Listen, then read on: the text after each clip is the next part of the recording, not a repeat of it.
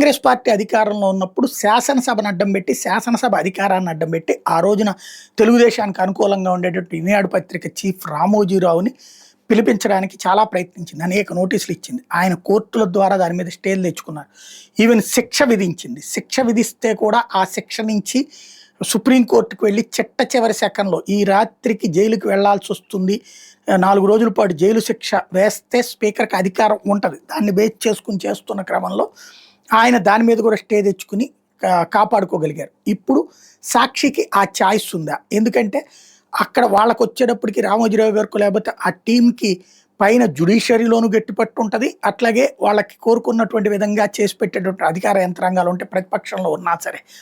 అదే ఇప్పుడు ఈ జగన్ టీంకి వచ్చేటప్పటికి అధికారంలో ఉన్నప్పుడే ఏమీ జైలుకి వెళ్ళిపోయారు, వాళ్ళని కాపాడుకోలేకపోయారు, అనేక మందిని వాళ్ళే జైలుకి పంపించుకోవాల్సి వచ్చింది సోషల్ మీడియా కేసులు. వాళ్ళు అదే సోషల్ మీడియాలో వీళ్ళని తిడుతున్నా సరే పట్టించుకున్నటువంటి పరిస్థితి ఉంది. ఇప్పుడు ఏం జరుగుతుంది అన్నటువంటిది చూడాలి. ఎందుకంటే సాక్షి చీఫ్ ఎడిటర్ ధనుంజయ రెడ్డితో పాటుగా చీఫ్ రిపోర్టర్ను కూడా పిలిచారు.